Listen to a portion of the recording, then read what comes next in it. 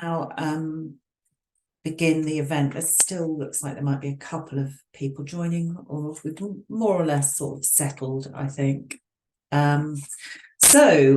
Welcome everyone to this o.UKRI webinar about our open access policy for long form publications. As I'm sure everybody here knows, but just to say, so what we're talking about are publications that are in scope of our new long form open access policy, and that includes monographs, book chapters and edited collections. Just to let you all know that we are making a recording of this event, and that recording will be available online afterwards along with the materials from the event, so that everybody can see the materials, and we will also provide any answers to unanswered questions that arise in today's webinar. I'm sure there will be some. There might be some that we can't quite answer, and there might be some that we don't get on to answer in the available time. So this webinar is focused for researchers and research organisations that are in receipt of o.UKRI funding, and largely we have representatives from research organisations and their researchers participating. But just so everybody's aware, there are also some publishers that are registered and hopefully participating today, and also we were expecting a journalist, so there may be one journalist. I can't see names of people, but there may well be. Just to give you a bit of an overview of the agenda. So what we're going to cover first off is a presentation from myself and my colleague Tahir, and that's to outline all of the information on the o.UKRI long form open access policy. Now there will be an opportunity for questions, and as Emma has said, Emma Devine, could you please place questions in the Q&A tab, and then those will be relayed to us when we get to the question point. After that session, we will have a 10-minute break, and then we will resume at 11:45, where there'll be a presentation from Jisc, and hopefully most people here are aware of Jisc, but for those that don't, Jisc is actually a charity and a sector agency that works to support research and education, and very much focused on digital infrastructure and digital content and software. So really the adoption of technology to improve research and learning. And they've been working with us to help implement some aspects of the policy. And we will also hear from colleagues from the sector, so the Royal College of Art, and also Universities of Liverpool, Leicester and Cambridge. And those sessions will focus on their perspectives in terms of practicing open access for long form outputs, or supporting the implementation of new requirements and policies such as this that emerge. We will then have a break for lunch, as it says here.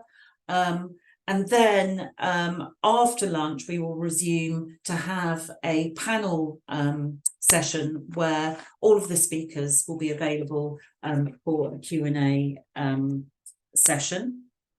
And following that, let me just make sure I've got the proper brief here. It's getting a little bit... Yeah, so that is correct, right? Tahir can always correct me if I've got it wrong, or Emma. And then after that Q&A, we will be hosting discussion sessions. And just to say, so the purpose of the discussion sessions is because often in these large webinars, people don't get the opportunity to have an exchange, or perhaps they don't feel that they can speak freely about things. So we won't be recording those discussion sessions.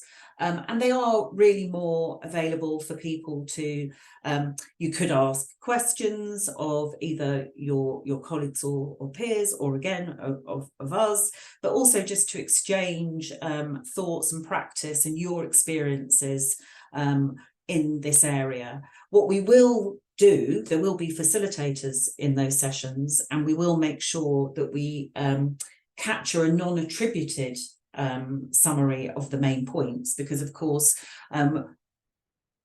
issues may arise that either it's helpful for participants that are not here just to be aware of particular aspects that were discussed, or of course it might inform actions that either ourselves take forward or other stakeholders. So we will take a record, as I say, of high-level points, but it will be really under Chatham House rules, so nothing will be attributed.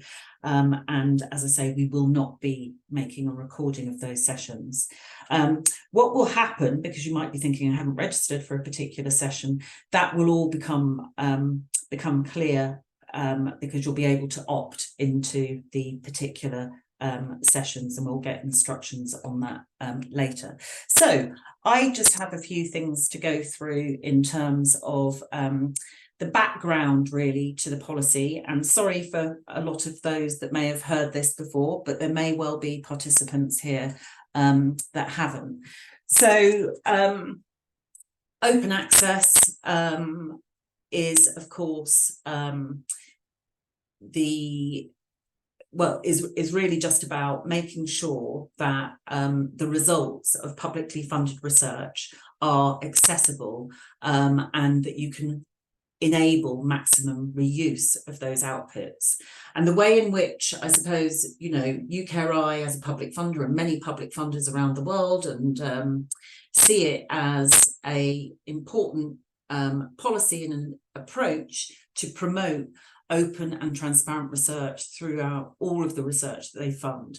And in particular, open access enables access for not only other researchers, but also practitioners, learners, and also other sectors, therefore improving the reach and the impact of research findings. And then, of course, there are all of the other reasons around open access to digital outputs, which can improve efficiency, the speed of communication, but also really support issues of integrity and trust around research. And then finally, as a public funder, of course, the research that we fund is funded by the taxpayer. And so it's really about making sure that we get the biggest benefit and the biggest return for taxpayers' funding of research. And just to give a little potted history, I mean, actually the discussions around open access have been I suppose underway since really the dawn of the World Wide Web, but primarily towards the end of the 1990s, there was really a move towards more openness to research outputs, making use of technology. But within the kind of formal policy arena, in the UK, the Science and Technology Committee published a report on open access. It's quite funny actually to go back to it and see how far we've come.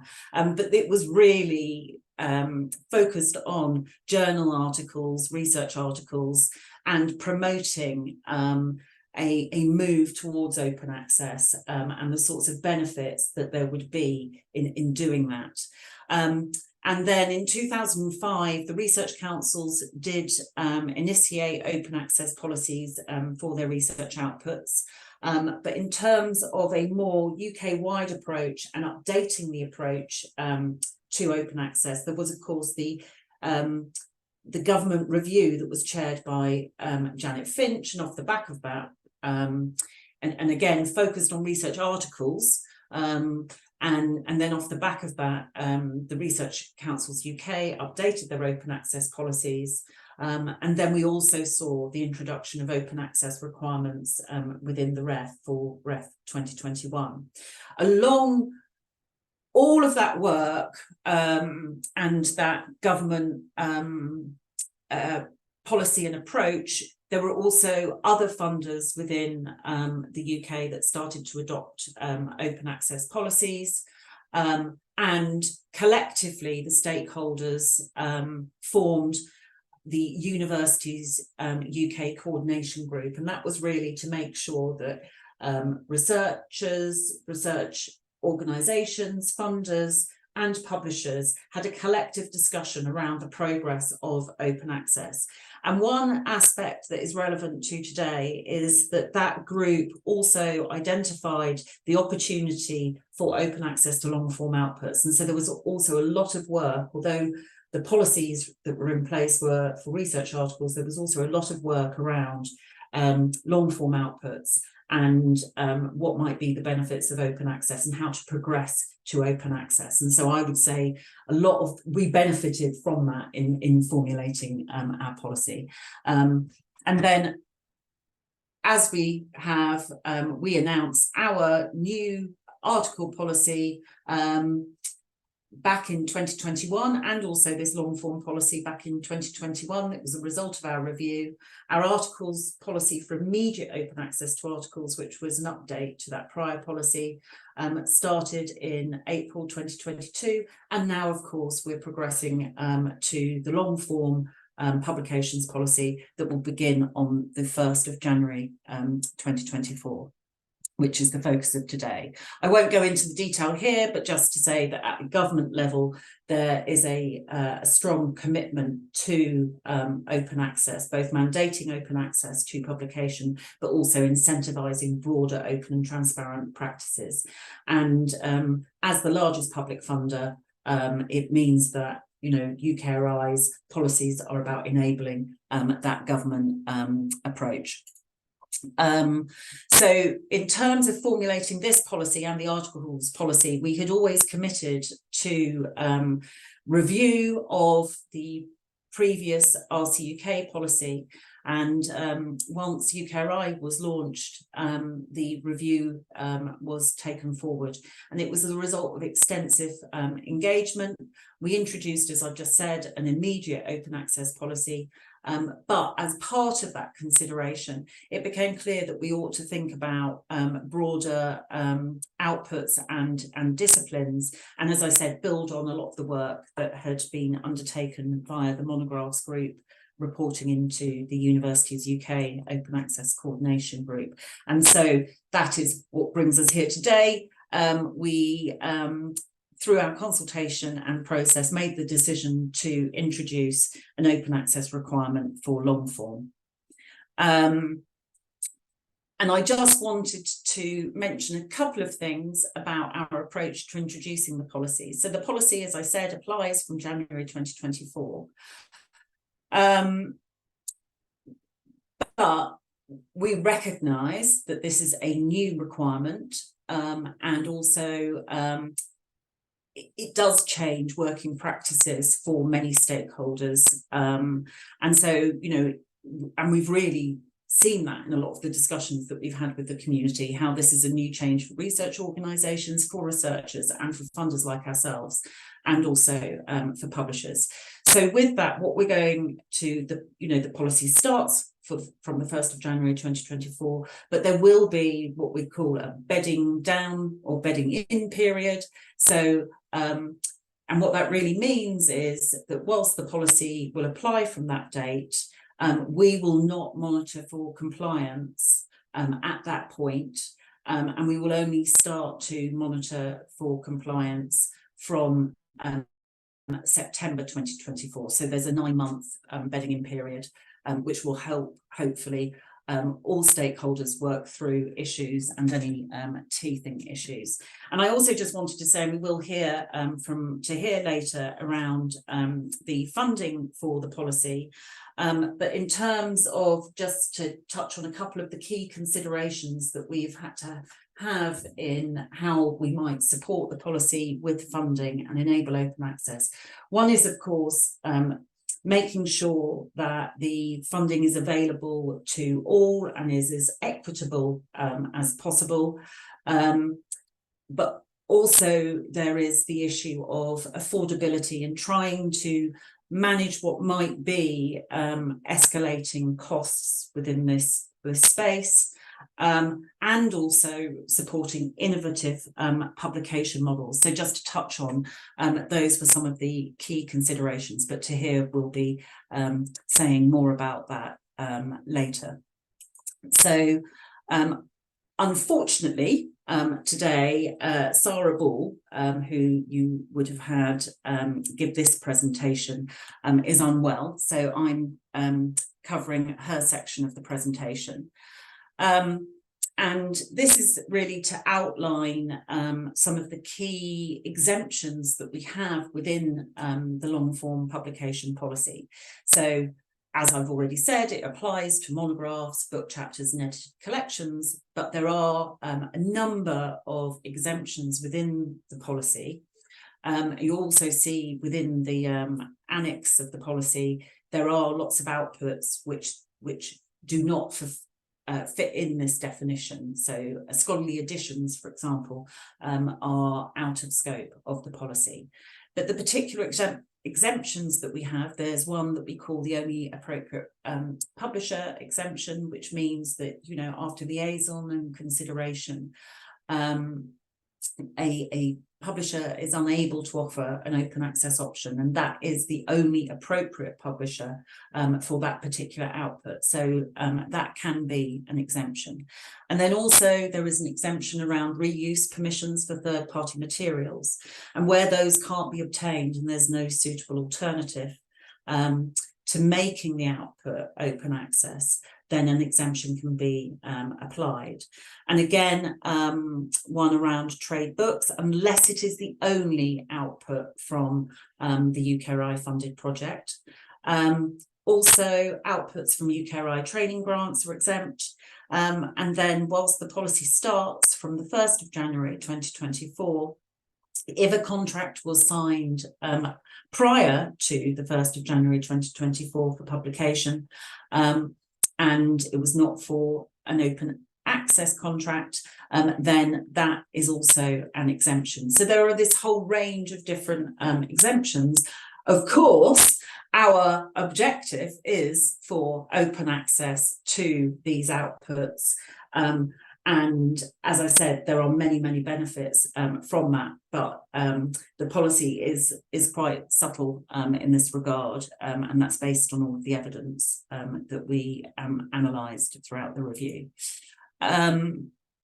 So there are, like our articles policy, there are two key routes to meeting the objective of the policy.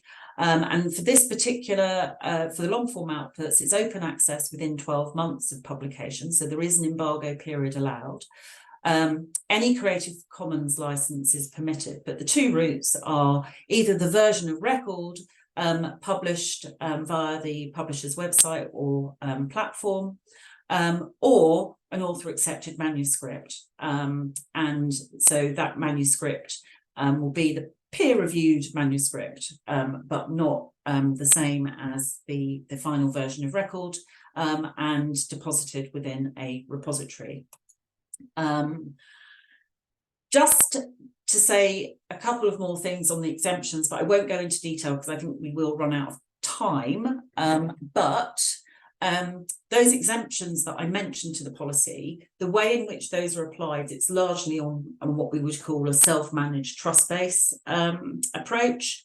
And so what we have done, and we have worked with other experts and stakeholders to produce advice and guidance, which then enables research organisations and researchers to make decisions as to whether to apply an exemption or not.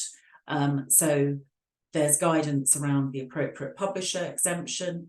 And in particular, I should mention there's quite extensive guidance around the reuse permission for third-party materials, because there are lots of different ways in which you can still be open access, because one thing I think that's important to mention here is that whilst an open license and any type of CC BY applies to your research output, actually the third-party materials within it can have other more restrictive rights applied to them, and so it can be under fully rights reserved, and that would be completely fine and in keeping with publishing open access.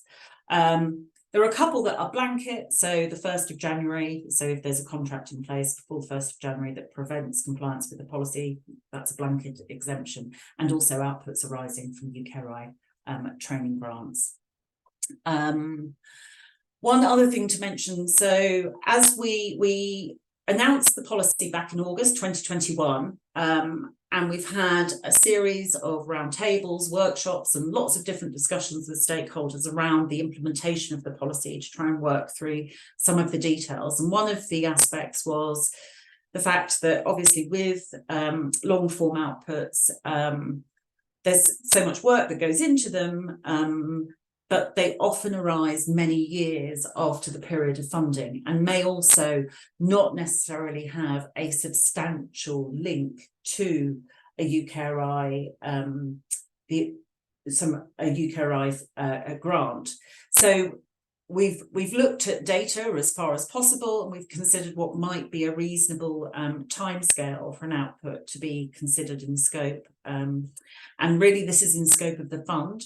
As I say, Tahir will talk more about the funding for the policy, but as a result, we're introducing a 7-year threshold. So essentially what this means is that if a monograph, book chapter or edited collection is published 7 or more years after the formal end of a o.UKRI funded project, then it will not be eligible for the funding, and we will not expect the publication to be open access. And I think, I mean, we've gone further out than other funders. So I know NWO, for example, has a 5-year timescale.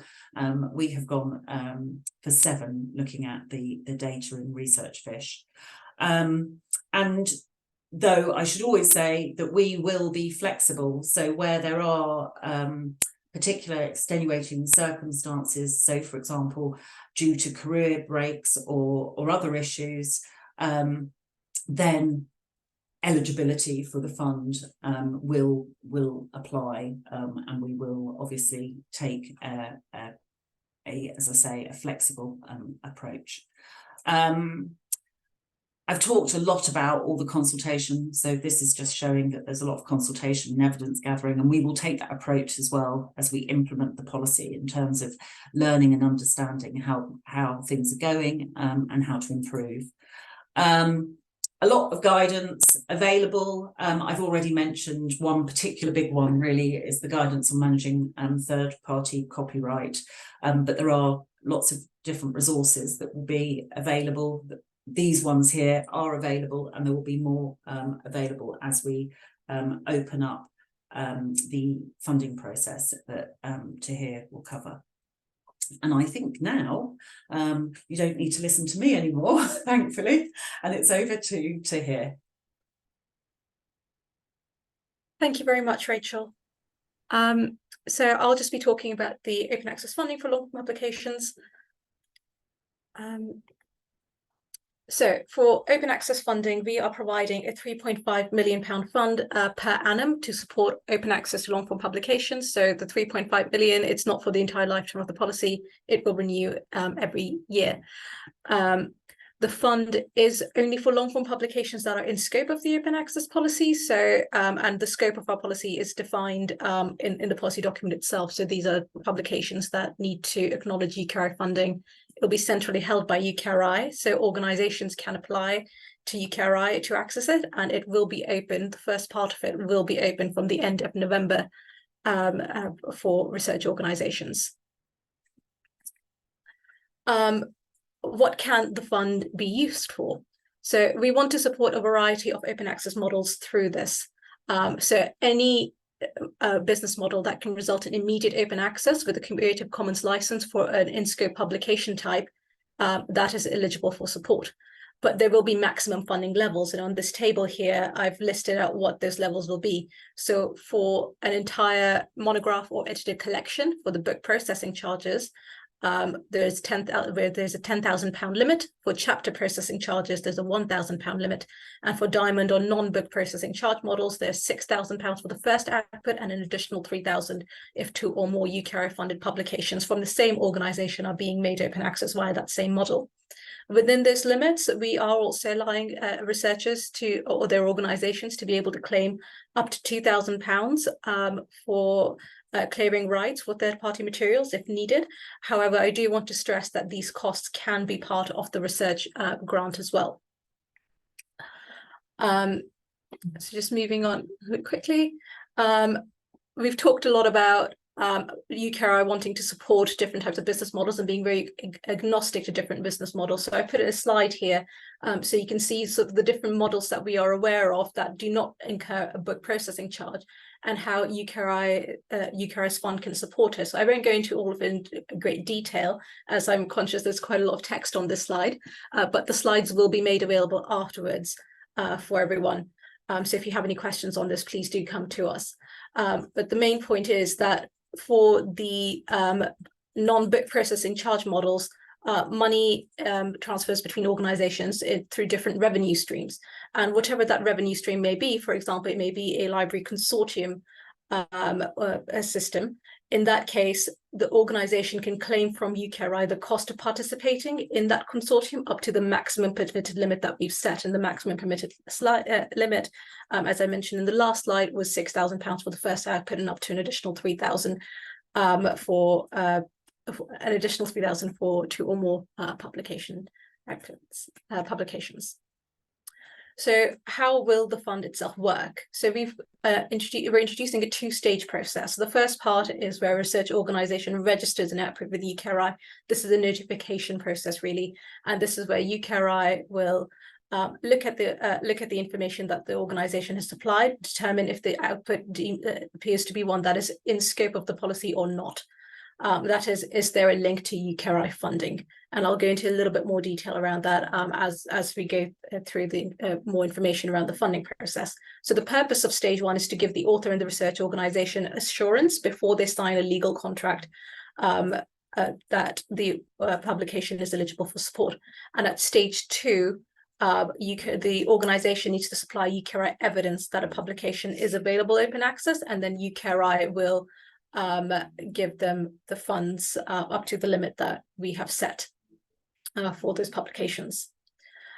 You can collate multiple publications into stage 1 and stage 2 applications if you choose to. And in terms of when UKRI will award funds, we will do so biannually.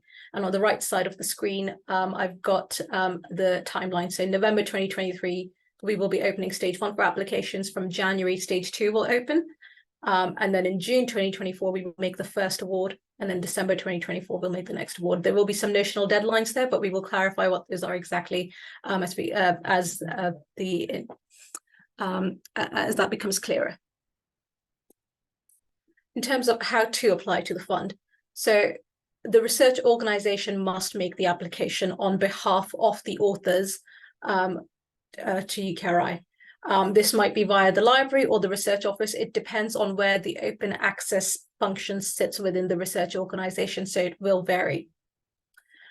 And for stage 1, this will be via a web form on the Citizen Space, that is the UKRI Engagement Hub, that will open this month, and we've opted for Citizen Space. That is the most user-friendly option that we have available to us. And we've done a lot of user testing prior to making these decisions. So we've taken a lot of stakeholder feedback into account in doing so and making these decisions. And then at stage 2, this will be via the funding service, which is the platform that UKRI has developed to accept grant applications and deliver funds and award funds as well. So this system ensures a link to the payment system, which is the key purpose of stage 2. And in extenuating circumstances, there is not a UK-based research organisation For the author, for example, the author might be retired, they no longer have any ties to their previous organization or is now based internationally. They should email the o.UKRI and we will advise you of the process of how to seek funds. I'm now going to hand over to Emma, who will talk a little bit about how the citizen space will work. Brilliant, thanks to hear. So we wanted to share some very brief information about what the form to register your output with longform with o.UKRI will look like. As Tahir mentioned before, we're going to be using Citizen Space, which is a well-used application across o.UKRI that we use frequently for surveys, engagement, panel and peer review college recruitment, and also some expressions of interest for grant funding. So we hope there will be some familiarity with the service before we launch this. Stage 1 will open on Citizen Space at the end of November 2023. And what we wanted to do was try and create a relatively simple form that was easy for organisations to complete, with lots of guidance, with lots of support. And as part of that support, we'll also be running 2 webinars before the end of November to take organisations through the stage 1 form and process in detail. So we will do a couple of walkthroughs of that for you so you can attend those as well. And this just gives you a brief look at what the sort of main page of the Citizen Space form will look like. We are also sharing some screenshots very, very briefly, but this just gives you an indication of what the system will look like. It's very simple, very user-friendly. We've tested this with various groups of stakeholders, and we hope that it will be a very simple way for you to put in the information that you need to do. Thank you. Thank you very much, Emma. I've just got a diagram here to go through the process would look like. So the process starts when the author decides that they would like to publish a monograph, chapter, or edited collection that will acknowledge o.UKRI funding, and they will start liaising with their organization and with their publisher to provide the requisite information. We'll be making sure that the requisite information is available via our website, so the author knows exactly what information they need to get from their publisher and provide to their research organization, so they can act as an agent in this space. And then at stage 1, the research organization submits the application to o.UKRI on behalf of the authors, collating up to 10 outputs in one application on Citizen Space. o.UKRI then reviews that application and then makes a decision.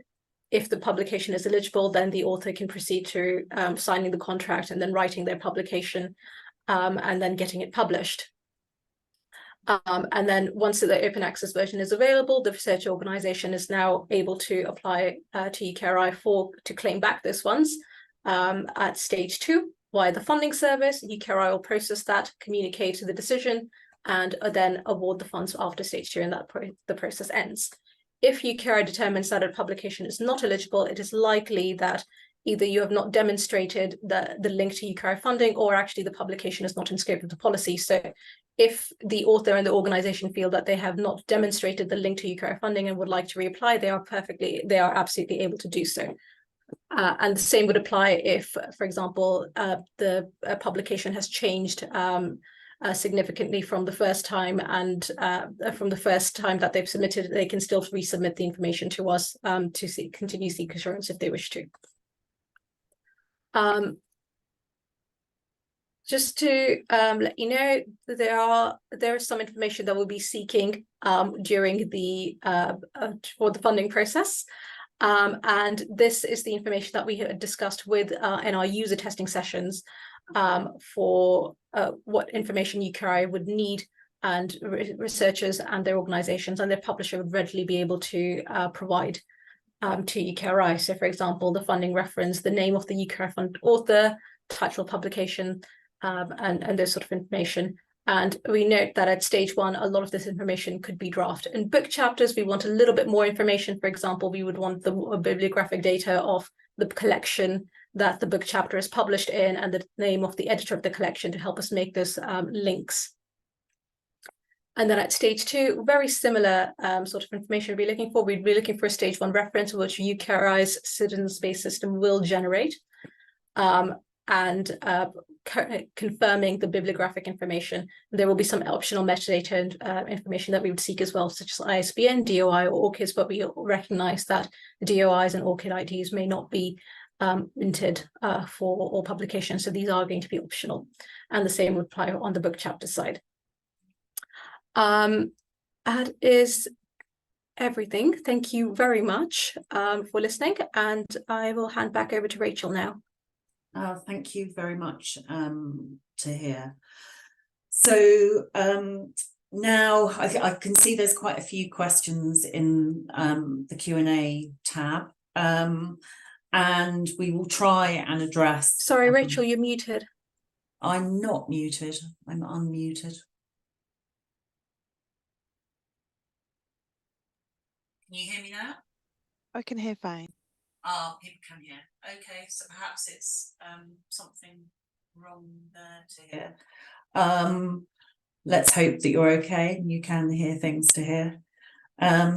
So yeah, we will try and address as many questions as possible. And as I said earlier, that those that we can't address, either because we don't have an answer or because we don't have time, we will make sure that we pick issues up and make those available to participants and in our public summary as well. So there were just a few questions that were sent at registration, and I will just kick off with a couple of those. One question we were sent: are researchers able to apply to the o.UKRI Open Access Fund for Books where a contract has been signed with signed before the 1st of January 2024? And yes, that is possible if it is an open access book. There was also a question about are older o.UKRI projects in scope if outputs are not yet published. And as I mentioned, we've got this 7 years. So the answer to that is yes, unless the grant ended more than 7 years before the output was published. So that 7-year period is from the end of the associated grant. Also a question around, will o.UKRI meet the whole costs of open access publication if other funders are involved? As you've heard from Tahir, there are maximum limits in terms of the funding available for open access publication. But as long as there's a o.UKRI funding reference, then the scope, the output will be eligible to receive those funds. I think this has been touched on in Tahir's presentation, but we were asked, how is o.UKRI working with publishers to ensure new publishing models are being developed? And I also saw a question in the chat. So we will hear from Jisc later, but so Jisc have been working with publishers to around introducing new agreements according to some of the diamond models. And so I think, yeah, there will be much more on that later. We were also asked, in the case of multiple authors, will the fund cover the whole cost, even if not all authors are o.UKRI funded? Yes, we will, as long as there is, again, the o.UKRI funding reference will support the cost, but of course, as you see, the maximum level. And then something which is, I think, very much on people's minds at the moment, a question about the REF. So is it still the intention for the REF policy to have policy commonality with o.UKRI, as was suggested in our consultation? And indeed, it is. So at the launch of the Open Access Review, we worked with the devolved funders around this, and the approach is that wherever possible, there is commonality, and the agreement is that if an output adheres to the o.UKRI open access requirements, it will certainly meet the next REF open access requirements. And of course, there is recognition that the REF applies to many more outputs. And so the way in which that policy is always implemented is less prescriptive than a u.K.RI policy.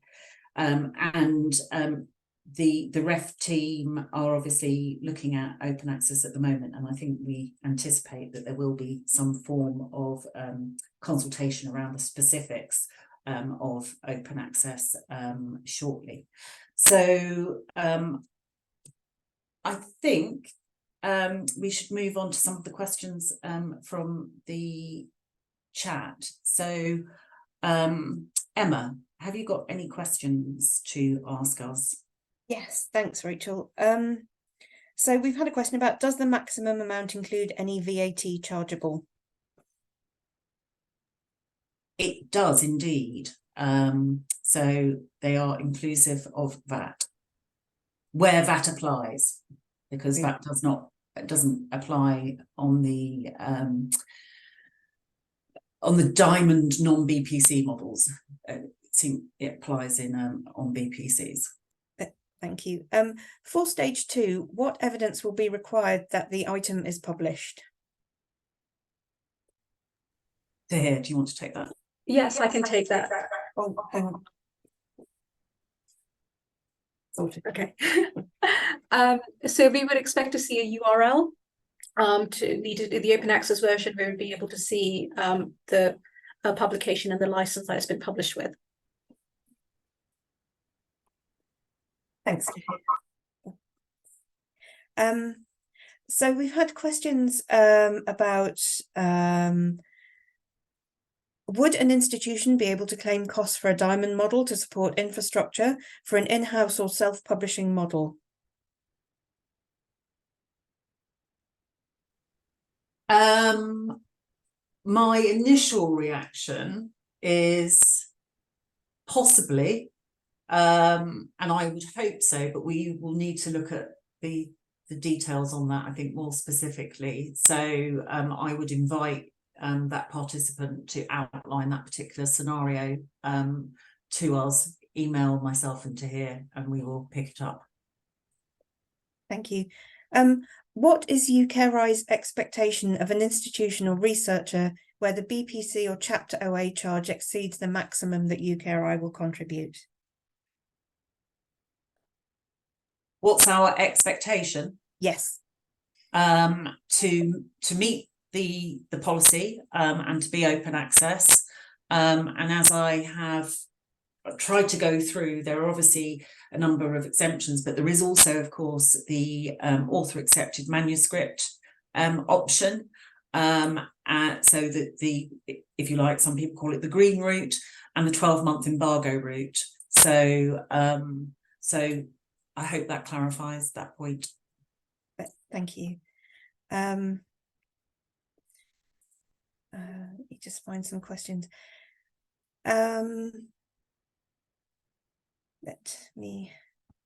So we've had a question, will a specific form of words be required to include in the acknowledgement section of the monograph chapter collection to indicate u.k.RI funding in the same way in which we encourage authors to reference u.k.RI funding in articles, i.e. including funding council and award reference? Do you want to take that? I can take that one. So we will be providing guidance on mute.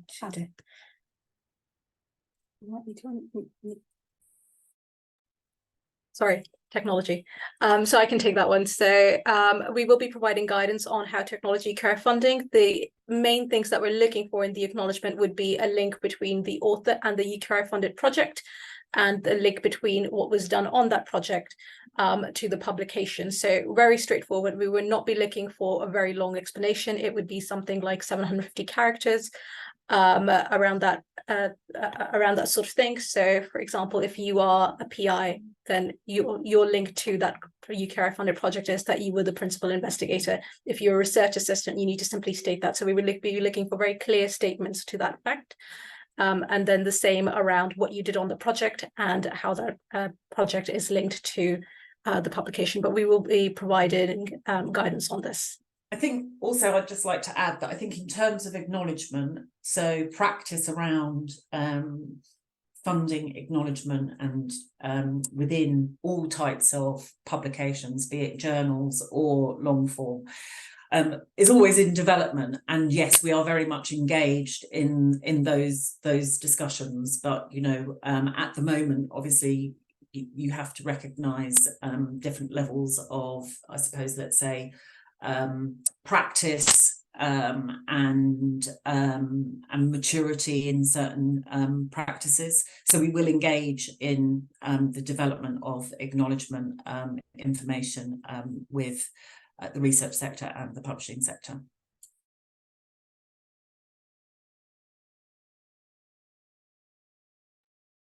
Do you have another question, Emma? Sorry, on mute. So we've had some questions about the funding. So how are HEIs meant to pay BPCs if o.UKRI only pays in arrears? This will cause problems for small specialist institutions.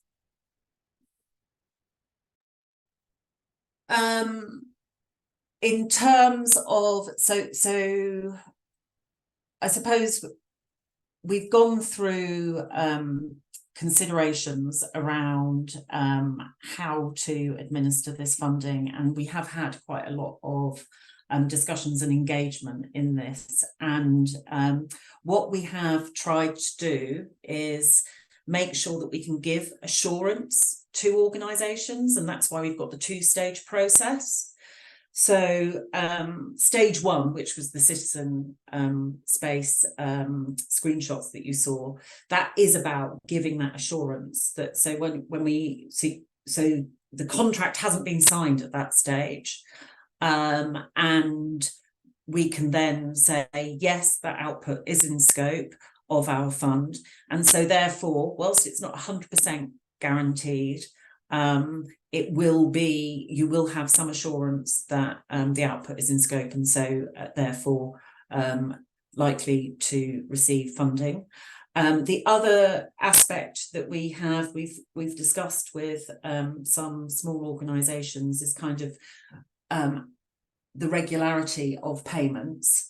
So initially we were only going to make one payment a year, but we have changed that, so we will be making 2 payments a year. So the first payment date will be June, and the second payment date will be December. And we will keep monitoring these issues, and where possible, you know, if there's things we need to address, address them. Great, thanks, Rachel. We've had a question: is there going to be rationing, e.g. maximum grants to a given researcher, or is it assumed that outputs promised in original application will be supported, but not any additional output that wasn't specified then? What happens if the fund runs out in a given year? Okay, so no, we haven't considered rationing. It's if the output is in scope and eligible, it will be in scope and eligible. In terms of the level of funding, so, and this is one of the points around, of course, you know, equity. If an output is in scope, then we need to provide funding. We have, and as I know many other stakeholders find, when looking at the data in this space, it's really difficult to be 100% predictable in terms of the number of outputs that there will be. So we've done as much analysis as we can to give our finance as many assurances as we can. But if an output is in scope, we will provide funding. So we are aware that we'll have to monitor this closely, but the, you know, our position is that we will provide funding to the outputs that are in scope. Okay, thank you, Rachel.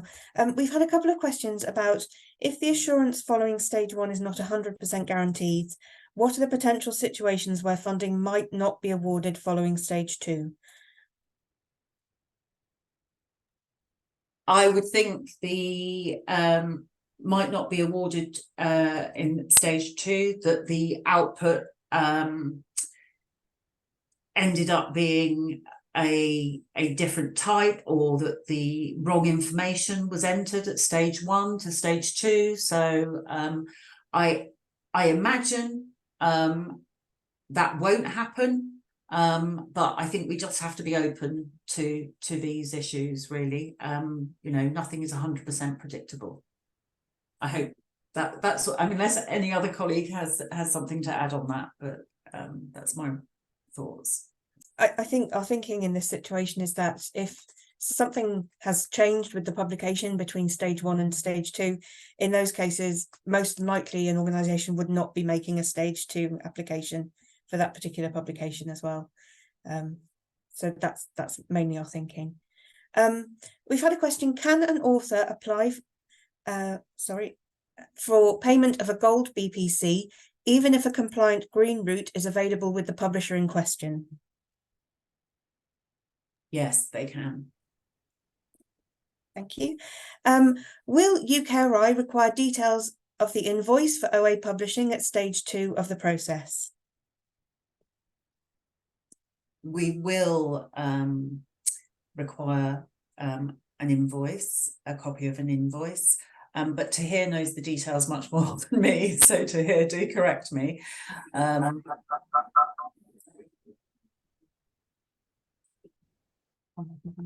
Yes, that is correct. We would be expecting an invoice. We would not be expecting the research organisation to invoice o.UKRI. We would just need a copy of the invoice that the publisher has raised for the research organisation. Thanks, Tahir. We have had questions of: how did you come to the figures for BPC diamond costs and why are they different? I'm not sure the 6K inclusive of VAT covers the cost of a standard length monograph. So the cost for a standard length monograph, the maximum is £10,000,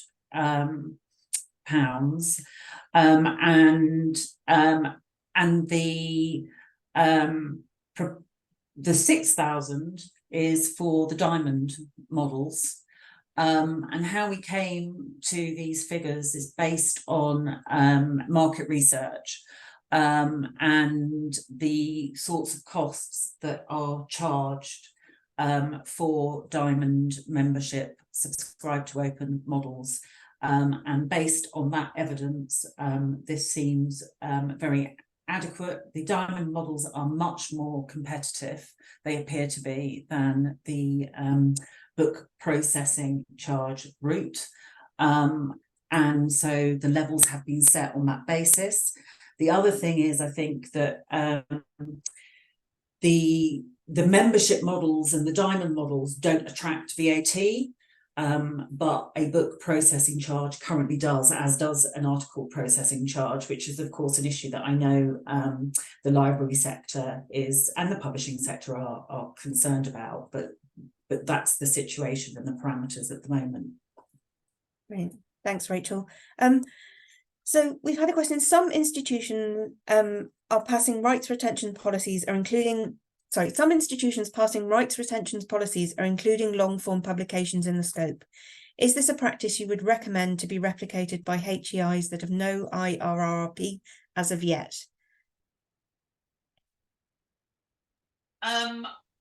It's completely up to the research organisation to make those decisions, and I think those are really, considerations for the research sector in terms of the role of research organisations and the management of the assets that they produce. But within our policy remit, of course, it can be helpful, but we're not saying that is. I think we'll learn, won't we? It's interesting seeing the UK organisations adopt this approach, but it's early days, so I wouldn't like to recommend and say yes, go ahead and do it. I think it's really something for peers to discuss and consider within their individual institutions. Thanks, Rachel. So would the fund be limited to one per o.UKRI research project, or can the PI project members apply for funding to cover OA for as many outputs as possible? It's the latter, so it's wherever there is a link to link demonstrable to a UKRI funded project. Great, thank you.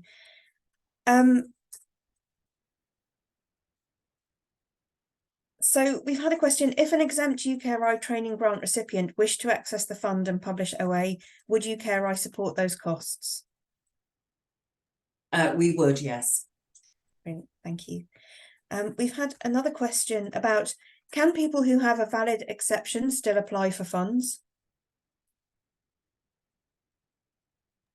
If they have a valid exception, but choose not to take that exception and choose to make the choice to publish open access, then they can apply for the funds, yes. Thank you. Let me just scroll through the questions. Sorry, we've had a lot of questions.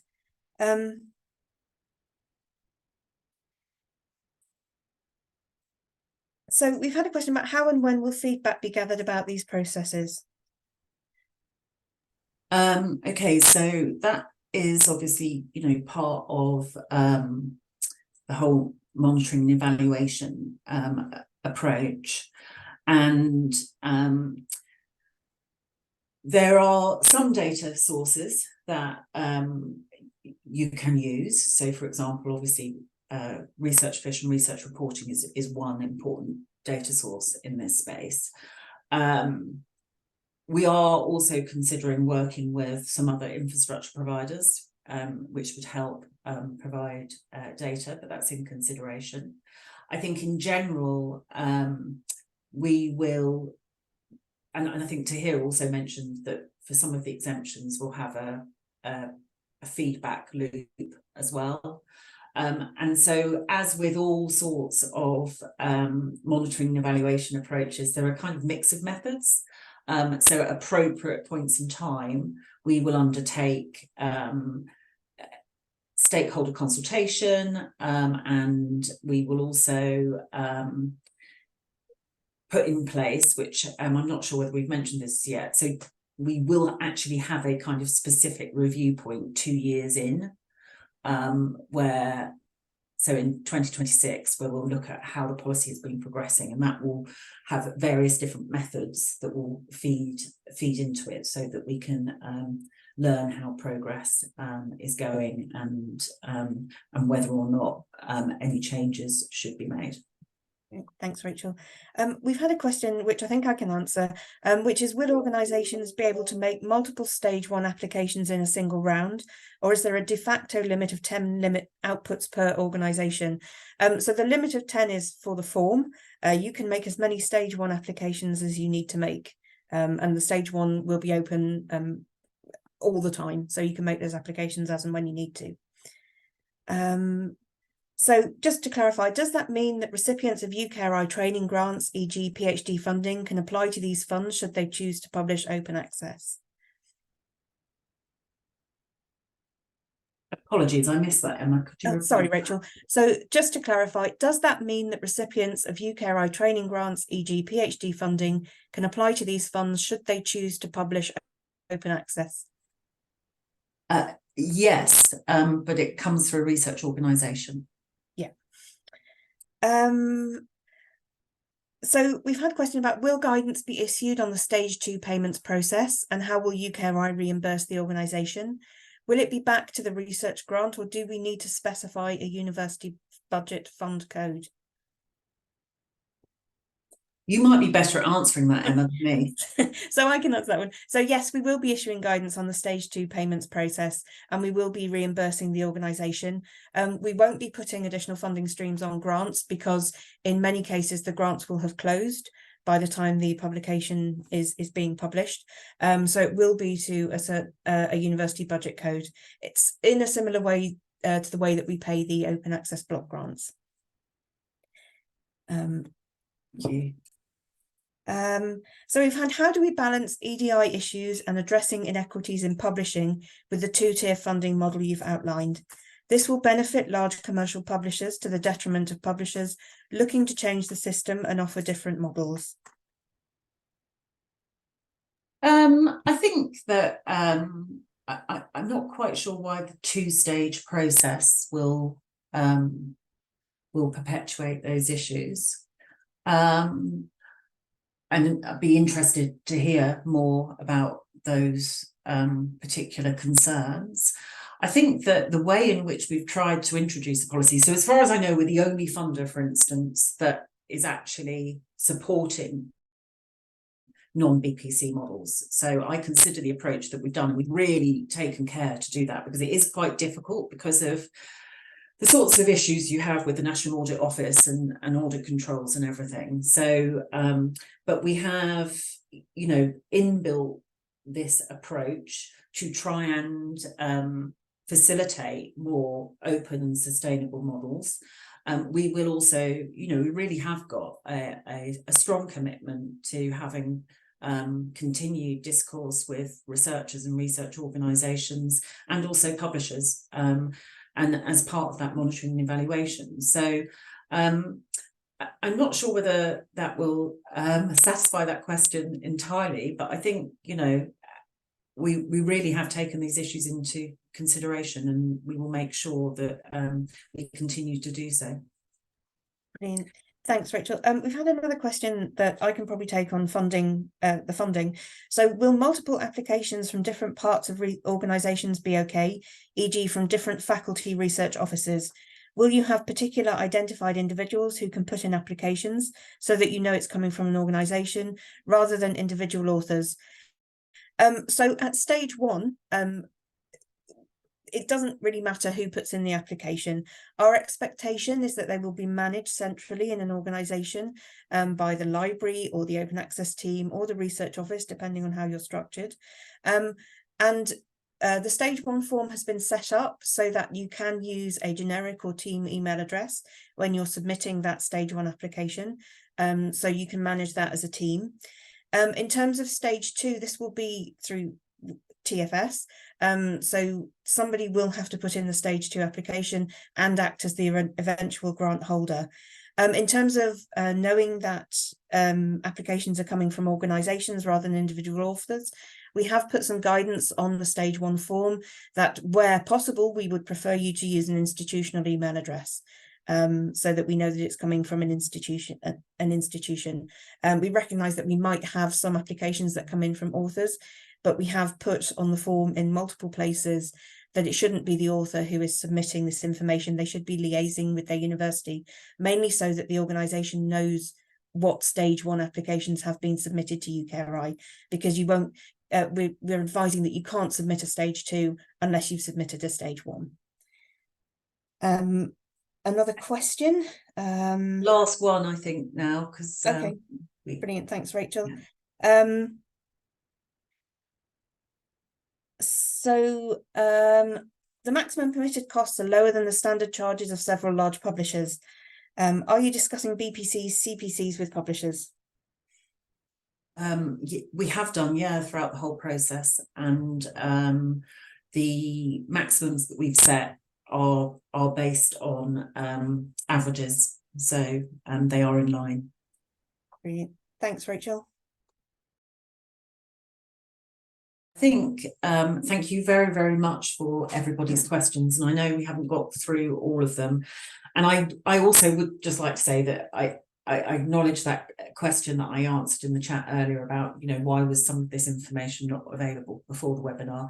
We do recognise that, getting information out as soon as possible is very important, and we do try our very best. But there were some issues that we were trying to finalise, and in particular, with the application system and doing user testing. However, we will be making information available as soon as possible. So with that, if we just take a 10-minute break, I think we're reconvening at 11:45. Is that correct to hear? Because I've got two times. 11:50. 11:50. So if we reconvene at 11:50, everyone, and see you then. Thank you.